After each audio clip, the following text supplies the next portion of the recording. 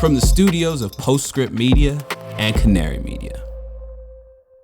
I'm Shayle Khan, and this is Catalyst. Net zero is like so much harder to do than everything else that has come before, and it leaves nothing unaffected. This week, we continue our whirlwind journey through the land of decarbonization with Nat Bullard.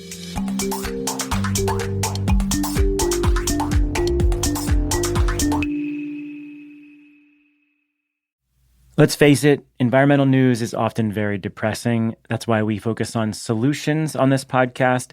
But still, the climate crisis looms large. Rising temperatures, mounting pollution, environmental degradation, they're all warping the planet. And for a lot of species, including us, things don't always look so great.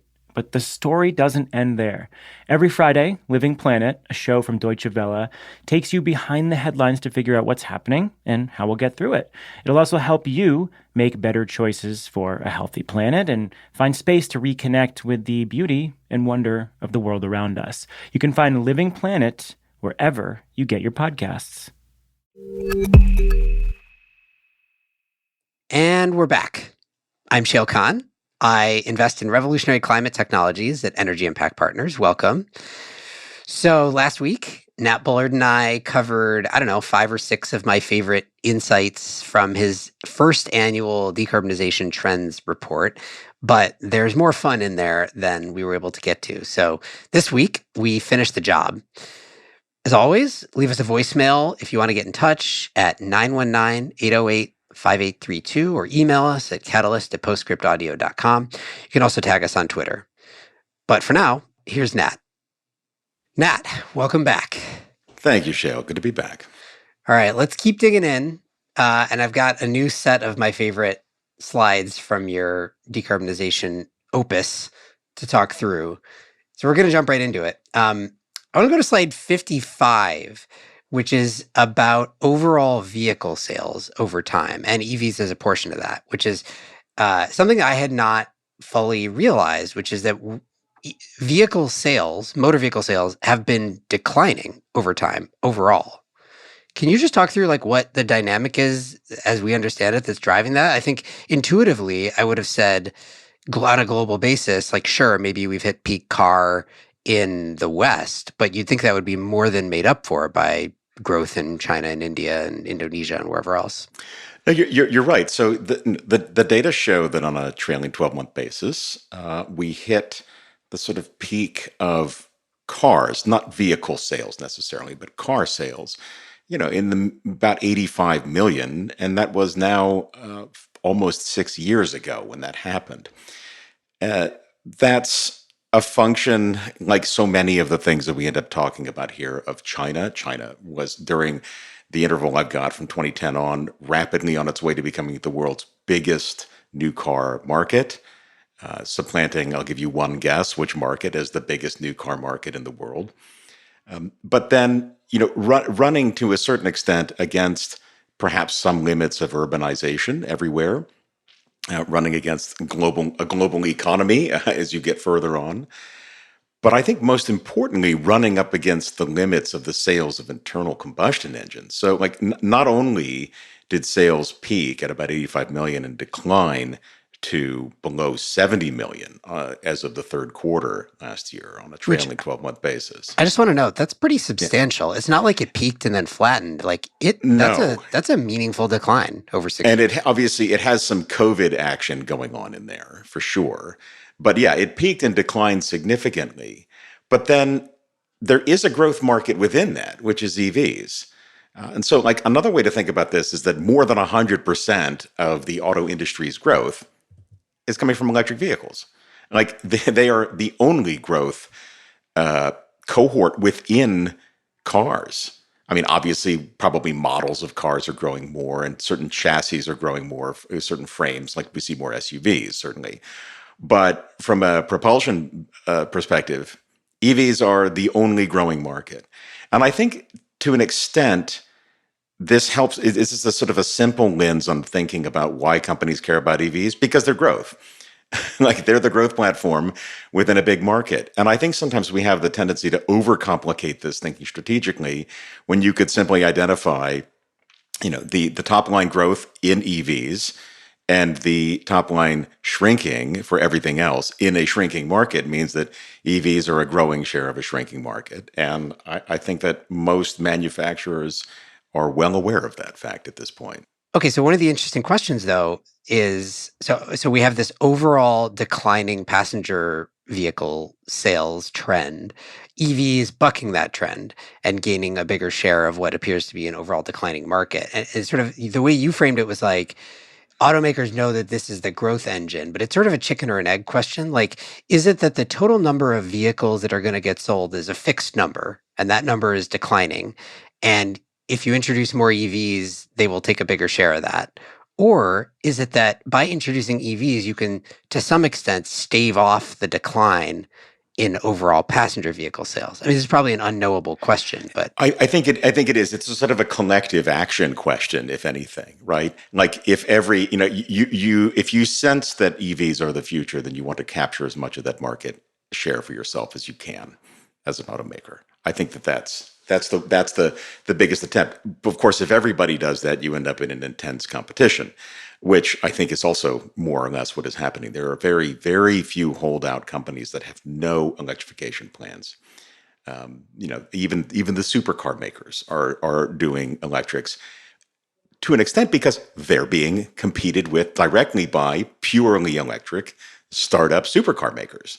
And it's a strategic challenge in a way that they haven't had except amongst themselves in decades, probably. I just want to draw out one more data point embedded within this that I think is like particularly striking. So as you said, the overall passenger vehicle sales since the peak in 2017 have declined from whatever it is to 85 million to 68 million or thereabouts. Mm-hmm. Okay, but if you just take the ICE vehicles, right? So separate out EVs, the decline has been really precipitous because there it's from what, like 84 million or so at the peak to, it looks like you could tell me the exact number, but somewhere in the realm of 60 million. It should be. It'll be, and with the end of the year data, it will be below 60 because there were 10.6 million electric vehicles, including plug-in hybrids, sold last year. That's like a 30% decline over 6 years. It is exactly. It is very significant, and it's eating right into the heart of a way a $2+ trillion sector in terms of annual sales operates and organizes itself. It's electrification is fascinating because it can be very much a sustaining innovation if you're a big automaker. It can be profoundly disruptive, though, to other parts of your value chains, and I think potentially create some new champions. Certainly, Tesla qualifies, right? Tesla is a company that is electric first and electric only, and is now on its way to being one of the biggest automakers in the world. But so too, for that matter, is BYD in China.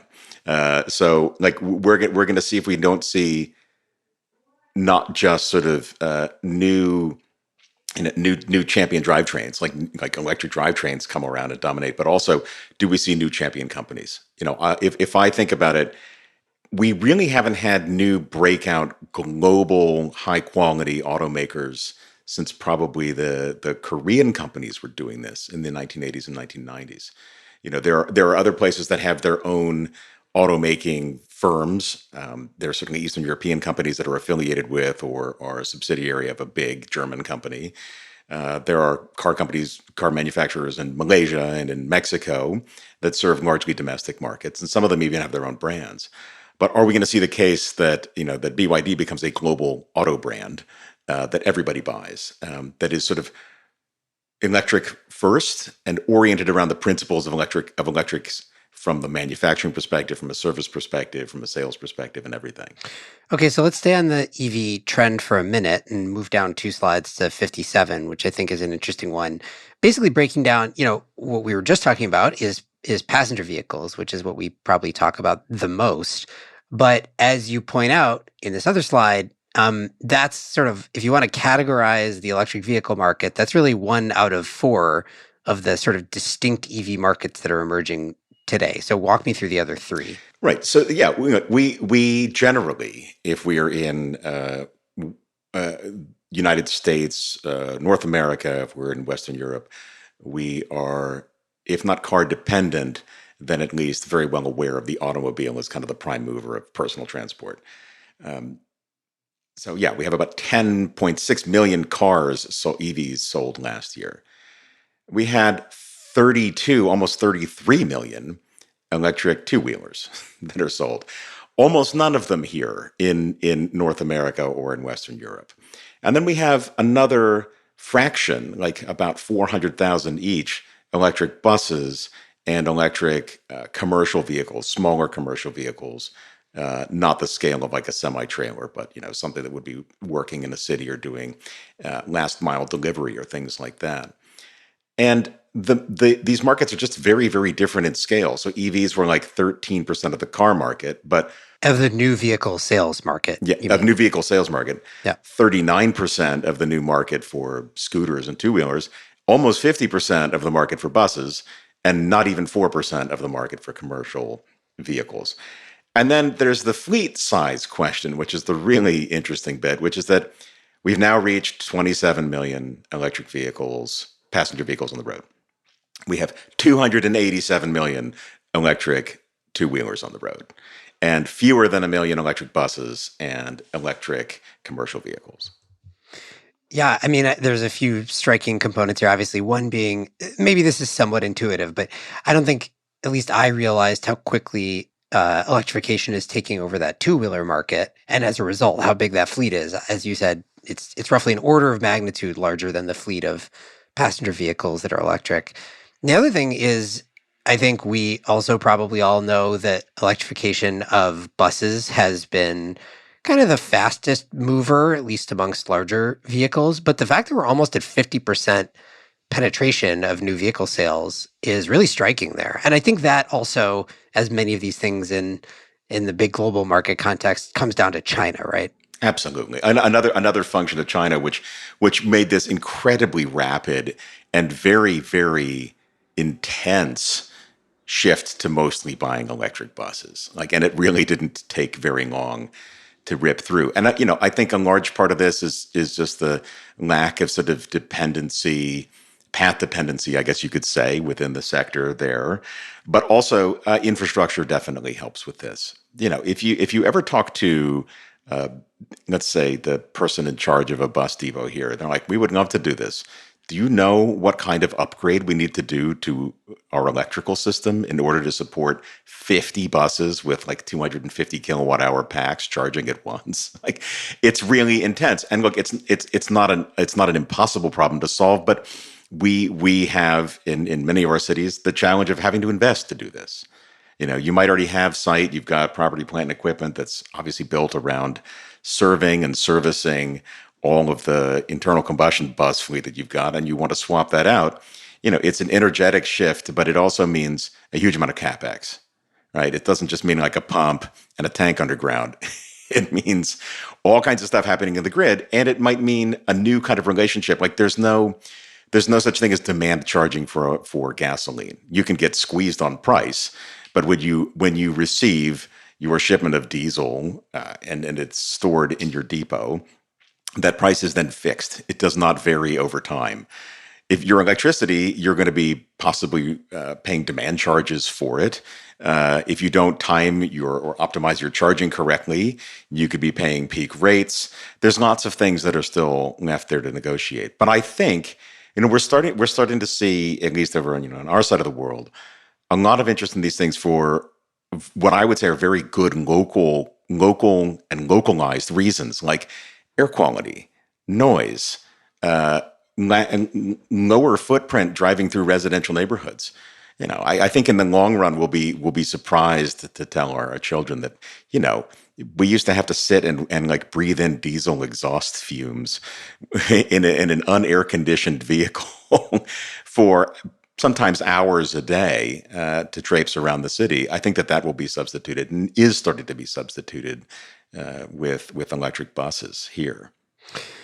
So I think one of the interesting questions is going to be, are we going to have a fifth category that emerges over the next few years, which is the heavy duty, Class 8 electric semi-truck category, which, we're seeing the first deliveries now of the Tesla Semi and the e-Cascadia is coming and, Volvos and all this kind of stuff. So it seems like it's starting to show up, but obviously probably not going to be at the penetration levels of really any of these other markets, either from a total volume or just portion of the market perspective over the next few years. But ultimately, right, that should be its own category. I think actually we can apply a pretty fine microtome to thinking about these various markets as they are, right?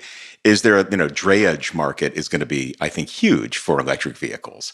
We're already starting to see that get rolled out into ports. These are places where you have high utilization, but like sort of limited fundamental range that you're traveling. I think that with the Class 8s, it'll be curious to see what particular fleet runs are being done. And I think it's interesting to know that like Tesla's first one is with is it with Frito-Lay or is it with Pepsi? Isn't Frito-Lay owned by Pepsi? Potentially. I'm just trying to remember which site it is specifically that it's rolling from. I don't remember. It's a good question. We can come back on that. But this is serving a market that is, I think, probably largely internal to California. Like, I don't know that necessarily the processing catchment area for that plant is serving things in Illinois or in Mississippi. So the duration of runs that's happening with those vehicles is likely to be, within the range where maybe they can come back and charge overnight, as opposed to charging on the road. Right. Okay, so let's sort of move on from EVs, though this next topic is going to be relevant to EVs as well. Jumping ahead to slide 121. This is one that I think is really interesting, and it's not specific to climate tech necessarily, but it's definitely relevant to climate tech, which is about onshoring, reshoring, and nearshoring of supply chains, which is a big topic right now. We're seeing, in the US, there's this bevy of announcements, which I think have been expected ever since the IRA passed, of new manufacturing facilities for batteries and battery materials and all the way up the value chain there. We've got Europe, which is sort of mad at the US about the IRA, and so coming up with its own policies and talking about how these new industries as they develop need to be different from how some of the other industries that have been built, like solar, ended up being basically entirely based on imports. So you have some interesting data on mentions in quarterly earnings calls about onshoring, reshoring, and nearshoring. So what are we seeing in the trend line there? So the series that I have here from Bloomberg starts with the first quarter of 2020, which, as we all know, is when sort of COVID hit home here in the U.S. Very, very little mention of this. This was not like a strategic priority. I'm like in the range of like 12 to 15 mentions in total. By the second quarter, it's jumped up to like 125 mentions of onshoring, reshoring, and nearshoring. And then by the second quarter of last year, it's more than 175 mentions in total, of which most of the mentions are about onshoring. Probably a good chance to sort of define what we mean by these. So onshoring would be you are making a new production decision and you decide that you're going to do it here in the United States. Reshoring would be bringing something back that had been previously done overseas. And then nearshoring, and its sort of near neighbor friend shoring, is bringing it somewhere close by. So maybe within NAFTA or somewhere that at least you're not going to have a lot of challenge in terms of trade or distance barriers to your supply chains. And then, of course, as I mentioned, friend shoring, which is not in here, is probably not something really getting mentioned much in calls, but it's definitely top of mind from a policy level for so many sort of national level discussions between countries. So I think it's an interesting question how much this trend has lasting power. Right? You could imagine a couple of possibilities. One being that this is this like beginning of relatively early days of a mega trend, which is we went through decades of globalization, and now we're sort of unwinding that as we realize some of the challenges that globalization presented politically and economically in these new industries as we build them, and that the future supply chains in a decade for all these new markets, batteries and hydrogen and whatever else, are going to be much more distributed, and we're going to see more domestication of supply chains. On the other hand, you could also imagine that like there was this confluence of events that made this particularly acute right now, ranging from Russia, Ukraine to these individual legislative actions like the IRA and whatever comes out of Europe. And that'll last a few years, and then, winds will change, politicians will change, and we'll kind of revert back to what has been the mean for a few decades, which is globalization, most manufacturing taking place in low-cost regions, et cetera. Do you have a view on which of those is more likely? So I think that there's an urge sort of across the most savvy supply chain management companies to be a little bit more diversified, because an intense exposure to one particular market is very, very brittle.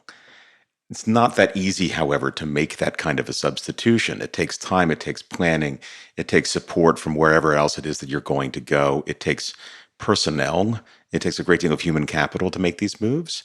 I think that this is going to be the challenge, moving like precision manufacturing away from the places in East Asia where it's certainly been for a very long time. And then the other question is cost. Like to an extent, you can create more. You can create more sort of social welfare here in the United States, perhaps by having like a more robust manufacturing base. It will have a cost associated with it. And it might even be inflationary too, in terms of needing a lot more input to get us to the point of being able to manufacture. And I think sector by sector, it's going to be very different. I mean, like I have elsewhere in here that there's about $70 billion worth of announcements last year in EV value chain in the United States. And I think that's going to pale in comparison to this year. Right. Those are that's just the beginning of the projects. And remember, the IRA wasn't even passed until we were almost 8 months into the year. It's kind of astounding how quickly it's moved since then. I mean, clearly a lot of companies were already thinking about it. They were thinking about it, but it was an incredible sort of inception moment for being like, okay, or you could call it another way, perhaps, as social license to say, all right, now I'm going to do this. Like, this is the kind of thing that now is going to be viewed as sort of within the boundaries of like not only normal, but like good competitive behavior and perhaps national behavior as a company to bring a lot of capacity back here. So I think it's quite possible we have a robust sector built up around EVs, that goes further down the value chain than just assembling a battery that you bought from somewhere else into a vehicle that you're stamping in Michigan or in Tennessee. And the other question will be, how much further up the ladder does that go in terms of, do we have more mining here? Do we have processing here for all of the critical minerals that need to go into these value chains over time? The determining step for so many of these things is not fundamentally access or availability within the Earth's crust, but where it is that it gets processed. And so I think that's going to be really interesting to see if we have the stomach for bringing that kind of capacity back to the United States. I also think that, the biggest volume of announcements has come from the battery supply chain, but it's important also to keep an eye on all the other parts of climate tech where you're seeing these big announcements. I mean, solar is a good example, right? Like Hanwha, which is a big Korea-based solar manufacturer, is setting up like a $2.5 billion manufacturing facility in the U.S. First Solar is expanding capacity in the U.S. You've got companies that elsewhere in the solar supply chain who are making trackers and racking systems, who are making inverters. Like, all this stuff is getting domesticated right now. And that's just in solar, right? And then take all these other emergent industries. Where are we going to make all of our electrolyzers? Where are we going to make all of our direct air capture machines, whatever you want to call them? Like, all this stuff, right? So batteries, I think, are rightly getting the most attention because it's sort of happening the fastest at largest volume. But feels to me like it's pan climate tech. No, I think so. And, we have the advantage here in the United States of being a large market. Right. We were a large market for basically anything. And we're adjacent to two other reasonably large markets, Canada and Mexico. And I think that if you're confident in the sort of path of climate technologies, then you as an executive could see the path to doing things here because of the strength of your own market and becoming an exporter elsewhere. The question is like how small of an economy can you do this effectively? Like, could you do this at the scale of Germany? I think so. Could you do this at the scale of Vietnam? Open question. Could you do it at the scale of an Indonesia? Also an open question. But I think a lot of countries are sort of doing this right now. They're trying to decide, are we capturing something for ourselves, for I wouldn't, let's not call it autarky economically, but for reduced interdependence on other countries? Or are we ourselves trying to become a new export hub, a new friend for globalization?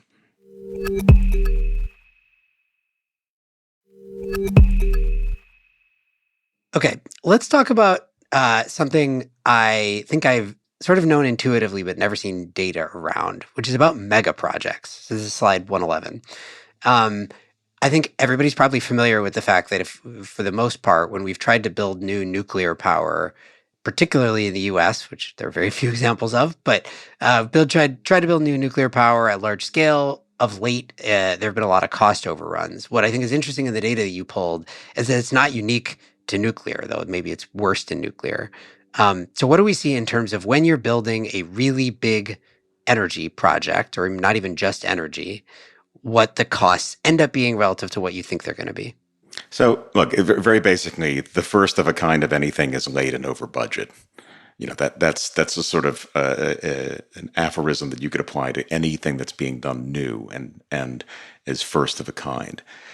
But what the data here, and it's coming from Professor Ben Flyberg, who's at Saïd Business School at Oxford.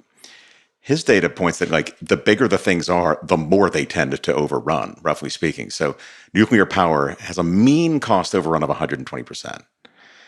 And 55% of projects have a 50% plus cost overrun. So, I mean, like, there's almost no way, if you look at those numbers, that you can expect nuclear power in most markets to ever come close to what it was mooted to cost. Hydro dams have a 75% mean cost overrun. Big oil and gas projects, 34%. Mining, 27%. Go all the way down towards the sort of traditional energy transition, renewable energy technologies. Wind power, 13% cost overrun. Transmission, 8%. The mean cost overrun for solar power is 1%. And only 2% of solar projects ever have a cost overrun of more than 50%. So it's just like the smaller and more distributed in this case is better. There is, for lack of a better phrase, there's more sunlight also on what's happening. You get more visibility on the cost structure for a project that's happening over the course of 18 months of build time, or 4 months or 5 months of build time, than you do with something that has a build time of a decade. But also, solar is fairly standardized at this point. You have topographical decisions to make. You might have some siting decisions to make, but like the configuration of racker, inverter, module is something that can be repeated at scale and speed. Most of the components are manufactured and then assembled on field, right? That's right. And with solar, and that's a significant distinction from nuclear as it has existed historically, from hydro dams, from oil and gas, from mining. Like a lot of these are big, complex engineering projects. And they have in their critical path, there are often multiple things that are unique for that purpose. Like if you're building a nuclear power project, you are going to commission a turbine. It's not like you can call up, Hitachi or GE, and they're like, sure, we got one. We've got a 1,500 megawatt turbine lying around. Like that is in and of itself a multiple year process and possibly a multiple year negotiation. And in that process, it's like, okay, you've got to cast the rotor. You've then got to form the blades. You've then got to ship this gigantic, complex thing in a probably completely bespoke shipping process to get it somewhere. And then you have to set it up with unique site-specific attention to geology, to hydrology, to everything else. And so, yes, it in a sense, there's almost like an unfairness or an asymmetry to the competition between these technologies. If you're buying solar, there are optimizations you can get at the module level, but those themselves are distributed at a scale of like probably tens of millions of products, units specific to any given subset of that technology. So this is one of the reasons why I think people often get excited about, for good reason, technologies that are more modular, potentially more distributed, certainly more manufacturable. And I think there's good reason for that. I mean, you see this also in a lot of other sectors, right? This move toward like prefab and modular housing, for example, right, is sort of drawing upon the same thing. It should be cheaper and more predictable to build the thing if that thing can be built in a manufacturing facility and shipped to a site rather than having to get designed and built on the site. But I wonder how far you think we should take that logic, right? Like what we're saying here is that stuff like solar that is more modular and manufacturable tends to be more predictable from a cost perspective. I think some people take that to a sort of an extreme and say, well, this is the reason that we need a fully distributed energy system. For example, everything should be modular. We should never build another mega project of any kind, right? And I wonder how you think about that. Like, does this mean to you modular is better, or does this just mean like, I don't know? Does it mean modular wherever we can? I mean, modular is different, I think is the best way to say it. Like, it's a different modality. What I will say is I think that the success of these modular technologies means that the aperture for mega projects is generally getting smaller over time, as well as the ability to integrate lots and lots of modular stuff. You and I date from a time when you could find a grid engineer who would swear up and down we were never going to get past maybe 10% renewable power in any given grid. Things weren't going to work. Or nobody would ever figure out how to ramp up and down the large thermal plants that were already in the fleet. That's obviously not true. It obviously didn't happen that way because people have improved along the way through another sort of modularity, iterative learning across grids everywhere to be able to put more of everything into play. So I don't think it's the case that we're going to need to have 60% baseload power. In fact, I think we should probably, sort of deprecate the notion as it is in terms of baseload, probably forever. But we are going to have more acute needs that might actually be of shorter duration, that do need things that are either very big or are designed to be very firm. And we will have to come up with a kind of regulatory, societal, financial compact on which we can make those things happen. Who's responsible for them? How do they get paid for?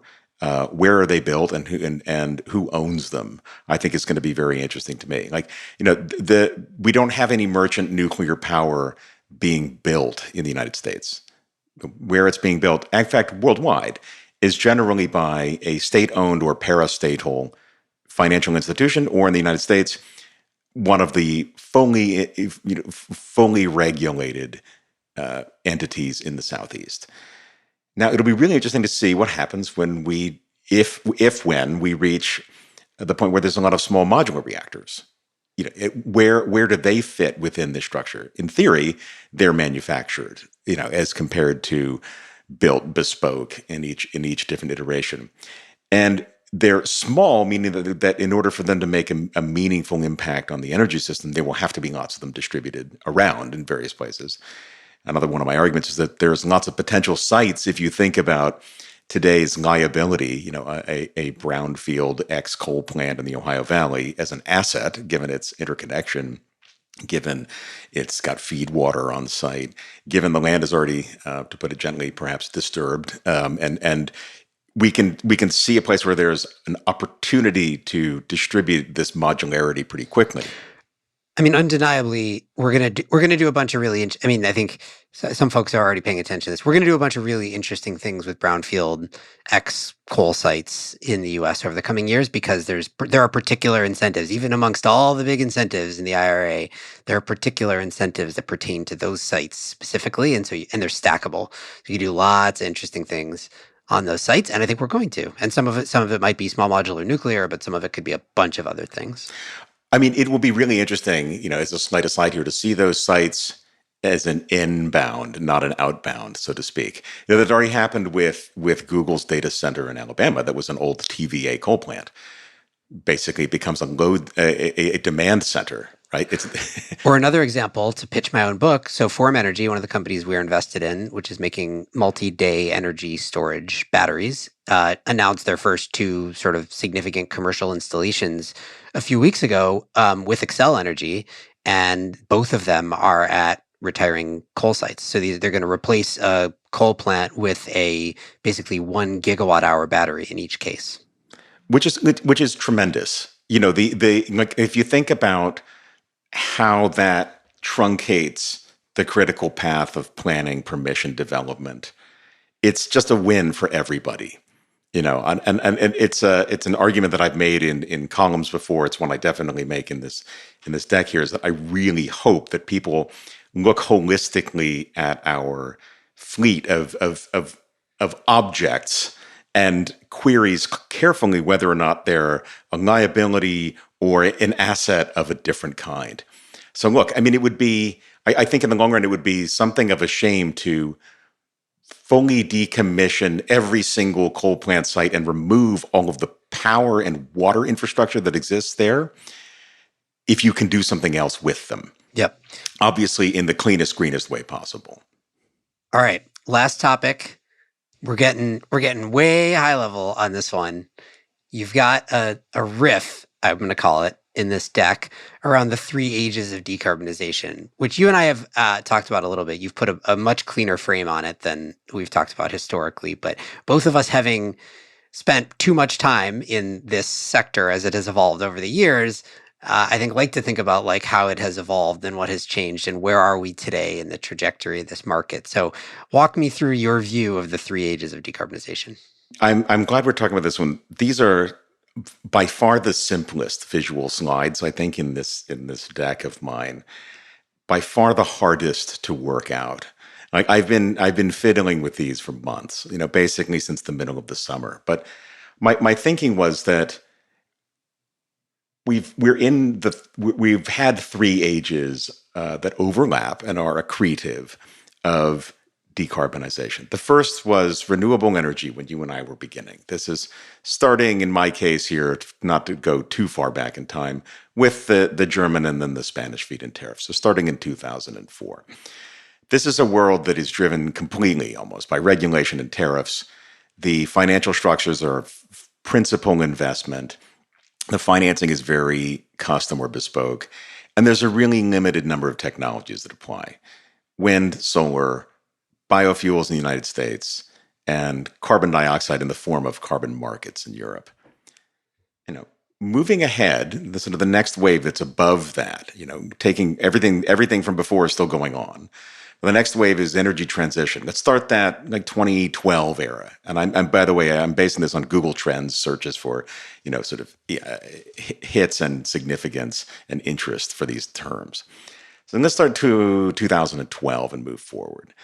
This is when you get, beyond just regulations and tariffs, where you start to have ESG as a big driver. You've got group strategy rather than just the principal investing team looking at doing something. Rather than just getting assets or developing them yourselves, you might start acquiring things. You also might start divesting. And you shift into looking at other elements of things besides just power. Well, you have firm power for one thing, a lot of power storage.